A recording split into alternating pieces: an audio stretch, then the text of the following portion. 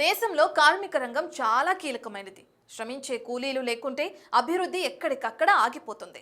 దేశ ఆర్థిక వ్యవస్థను నడిపించేది కార్మికులే అని చాలా మంది గతంలో చెప్పారు.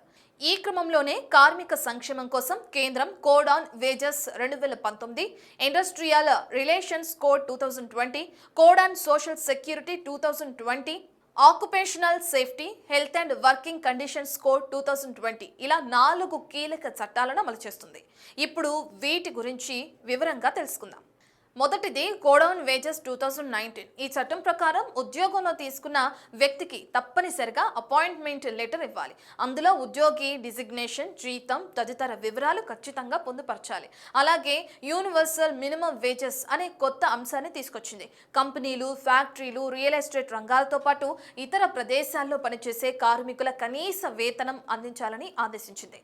రోజువారీ వేతనం కనీసం 783 తగ్గకుండా ఇవ్వాలని నిర్ణయించింది. అంతేకాకుండా పనిచేస్తున్న వర్కర్ కు సరైన సమయానికి వేతనాలు చెల్లించాలని కొత్త చట్టంలో పేర్కొంది. ప్రతి నెల 7వ తేదీలోగా జీతం ఉద్యోగికి అందేలా చూడాలని తెలిపింది. రోజువారీ కూలీకి పని సమయం ముగిసిన వెంటనే వేతనం అందించాలి. వారానికి ఒకసారి చెల్లించే వేతనాల విషయంలో కూడా చివరి రోజు డబ్బులు చెల్లించాల్సిందిగా పేర్కొంది. దీనిని ఉల్లంఘిస్తే కఠిన చర్యలు తప్పవని సంస్థలకు హెచ్చరించింది. అలాగే ప్రతి ఉద్యోగి రోజుకు 8 గంటలు మాత్రమే పనిచేయాలని నిబంధన తీసుకువచ్చింది. ఇలా కాదని ఎక్కువ సమయం పనిచేస్తే సంస్థ ఆ ఉద్యోగికి ఓవర్ టైం వేతనాన్ని చెల్లించాల్సిందే. ఈ కొత్త రూల్స్ లో భాగంగా వారానికి 48 గంటలు మాత్రమే పనిచేయాలని తెలిపింది కేంద్రం. వీటితో పాటు సోషల్ సెక్యూరిటీ కల్పించాలని కేంద్రం స్పష్టం చేసింది. ఉన్నత స్థాయి ఉద్యోగుల నుంచి చిన్న డెలివరీ బాయ్స్ వరకు ప్రతి ఒక్కరికి సామాజిక భద్రత కల్పించాలని తెలిపింది. ఇన్సూరెన్స్, పిఎఫ్, ఈఎస్ఐ వంటి కనీస ప్రయోజనాలు కల్పించాల్సి ఉంటుంది. అంతేకాకుండా సంస్థలో పనిచేసే 40 ఏళ్ల వయసు పైబడిన ప్రతి ఉద్యోగికి ఏడాదికి ఒకసారి ఉచితంగా మెడికల్ చెకప్ చేయించాలని పేర్కొంది. ఈ మెడికల్ చెకప్ లో ఏదైనా సమస్యను గుర్తిస్తే దానికి చికిత్స కూడా కంపెనీనే చెల్లించాల్సి ఉంటుంది. అంతేకాకుండా మహిళా ఉద్యోగుల పట్ల వివక్ష చూపకూడదని తెలిపింది.